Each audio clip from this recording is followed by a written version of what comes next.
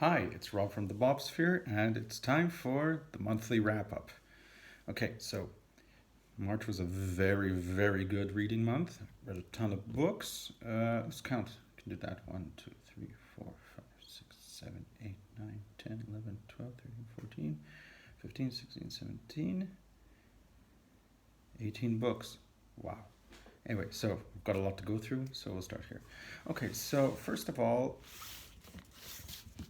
I judged the Book 2 prize. There's a video, I uploaded a video yesterday, so I'm not going into it. But some of these books are part of my March wrap-up.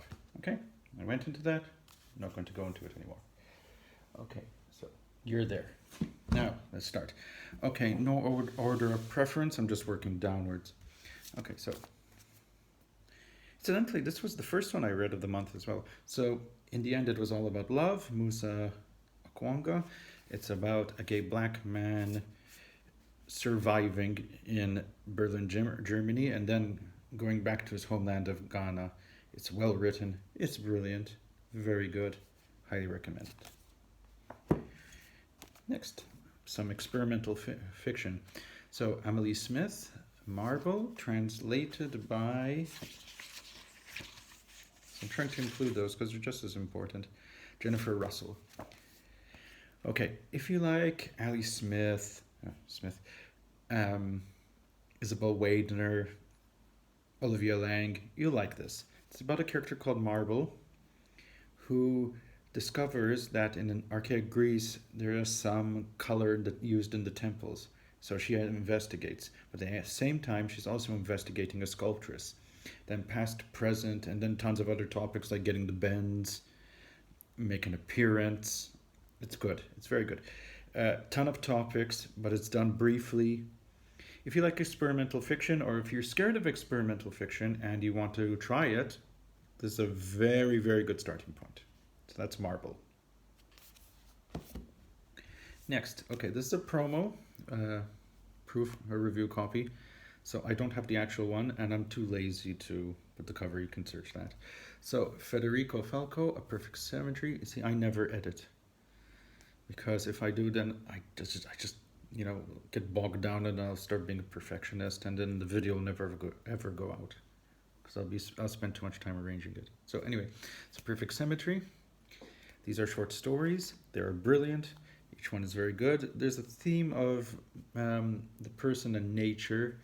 They're not surreal except for one. They're very based in reality. My favorite one was the second story, which is about a girl who is an atheist, but then tries to become a Mormon, Mormon for the wrong reasons. It's called Sylvia and Her Dark Night.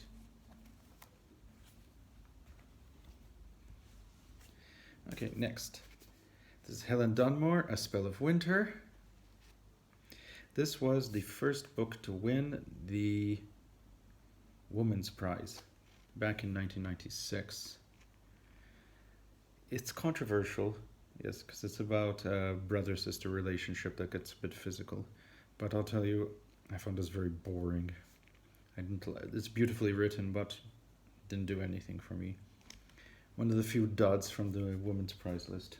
I'll probably do a blog post. Now, here, this is probably my book of the month, definitely. It's The Offing by Benjamin Myers. It is written very well. It's amazing. It's amazing. It's about this miner. It's post-Second World War Britain.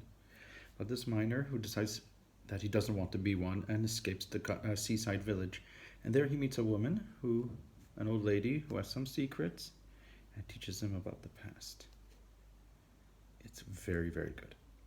Excellent, 10 out of 10, everything. Highly recommended.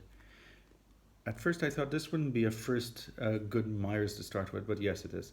If you've never read Benjamin Myers, this is his more gentle side. It's really good. Descriptions. Okay, next. I signed up to be a founder member of Weatherglass Books. There's my name at the back of this, in fact. And this is their first publication. I'm only getting the first 2 books, this and another one. So this is called New Climate by Isabel. And again, it's quite a controversial book.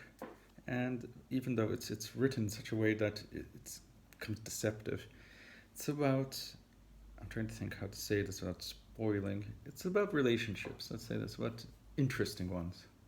I You'll have to read it to discover it, but I really like this. So as a first offering, well done, Weatherglass. I can't wait for the second one. Now, as you know, I am reading Margaret Atwood's novels in publishing order, except I'm going to cheat a bit, but that's going to be later on when the time comes.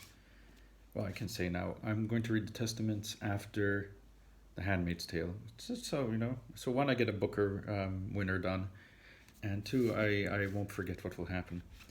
So, mixed reactions. This is brilliant. It's about a lady who escapes to Italy because of her past. And then slowly we find out what it is. This is brilliant for a third novel. The other two, This one is a multi-perspective look at a love triangle. For me, it didn't work out that well. This one is her James Bond novel. It's about a journalist who escapes the Caribbean and gets involved in drug busts. I mean, it's about masculine power and things like that. I mean, obviously, being Margaret Atwood, it will go deeper. But it didn't work for me that well. So I'm hoping that now that I've read her early books, I think the change will be with Handmaid's Tale. Because really the one I really liked was Lady Oracle, and I liked her first one, Edible Woman. Okay, next. This is a series of essays. I haven't read an essay collection in about 2-3 years, so I'm glad I did. This is about trauma and, it's about essays on mental health. A lot of them are very good. Some are academic, some are personal. They're all good. It depends what you like. Would you read this from cover to cover? No. I would say it's best to dip into it now and then. And these will not provide solutions to mental health, but will have stuff you can relate to.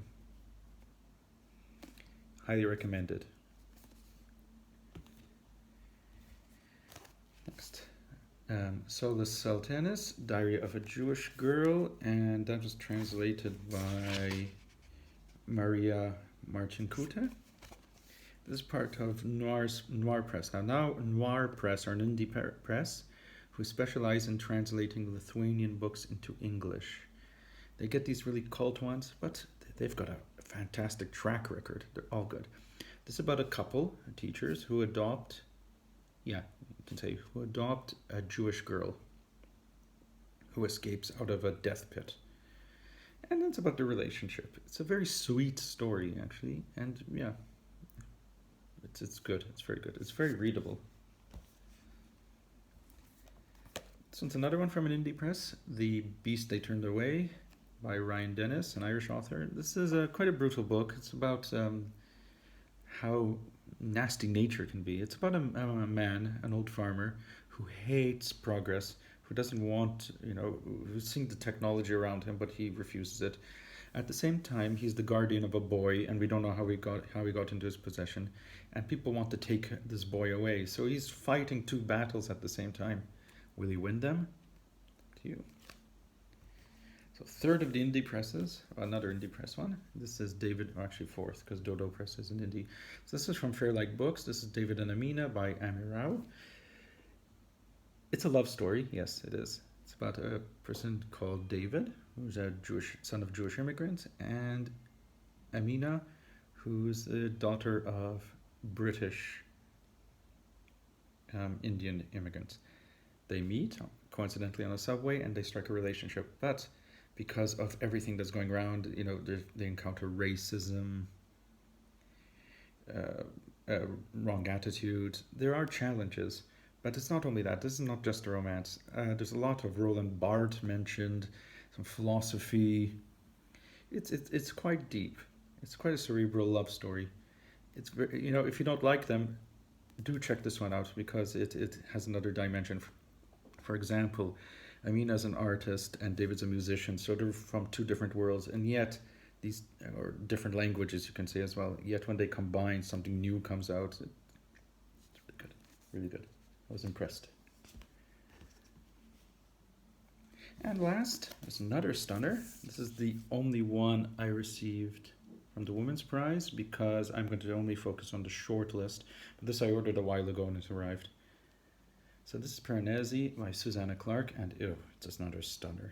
This would be my second favorite book of the month.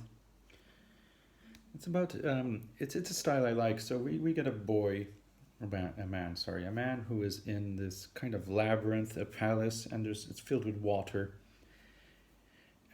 And we find out why he's in this place. And I don't want to give too much away.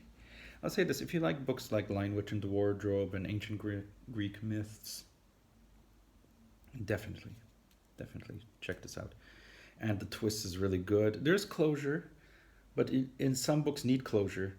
This one, it would be silly not to have a well-rounded ending. Highly recommended. Will it win? I don't think so. I think it will be shortlisted though. Anyway, how was your reading month? I hope you had a good one. You can tell me in the comments below. Till next time.